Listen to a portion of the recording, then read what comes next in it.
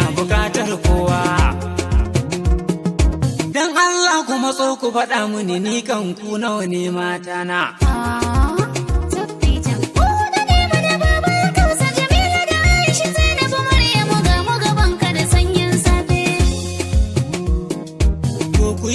Ku saurare ni dan zan sake guda biyu yanzu, na musu alkawarin mai sowa amma sai masara ta sauko. Haba mai gidan mu kar ai haka, komai ya tashi ai zai sauko. Wallahi dole ne ai haka, in ba so kuke in yo san ko ba. Sabar karo da tsadar gari din nayi baki kamar dan dinya. Wace ce ni fara ta ce mini ba ni da kirki duk tsufana.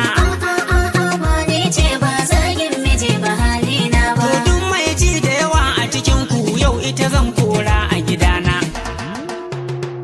Ni kam na dade da soke ciki na tun kan dare ya dawo rana.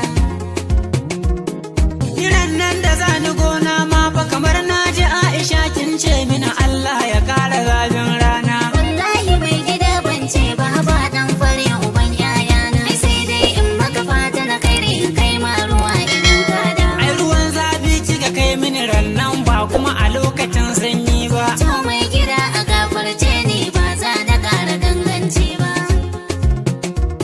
Ke Hannatu saboda kin rena ni wato kin manta wane ne ni. Nai shimfiɗa ina hutawa kajin kina hawa bayana. To mai gida abinka da dabba ya zanyi ko suna hannuna. Ai musu afuwa na roƙa musu ba za su ƙara ganganci ba. Yau duk zan sake kuma in huta in bar faɗa da mai shinkafa. Ni Chadi zan wuce daga nan mako za na samu dan sauki can. Ke kuma Jamila na zo kanki yar kan zagi gwanar jan baki. Har za ki kyala dutsen guga bare ya babbake kayana. Wallahi ba da niyya nai ba, amma mai gida a gafarce ni ba zan ƙara babbake kaya ba.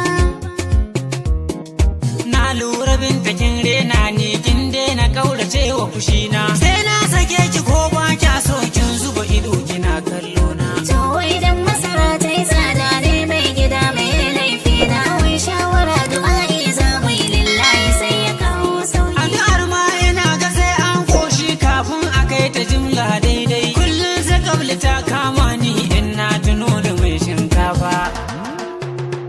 Yan uwana ku zo mu dan tattauna dan yau gidan ku ya dau zafi. Ko za ku tauna dutsen murhu yau babu mai wuni a gidana.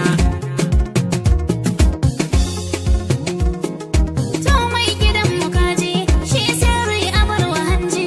Ka san yan ciki da kurje ba lallai ne ya bayyana ba. Kin kare jiko da Hausa ni ban san me kike faɗa ba. Zan ba taimako da jari ne zame wani rufin asiri. Ni ma zan dado da nawa domin harkar ta ƙara kwari. To ni taimakon da zan yi zan mana ne ɓangaren abinci. To ni kuma da wainayen yara na ɗauke ta babu kunci. A tunan za na taimaka mana Allah ne mai rufin asiri. Kai ashe masu hankali ne matan da na sake ku da na dirko. Dinkin da za ku sha bana to sai na muku irin na matan zargi. Dubi hancin Jamila na kallo na. Jijo on the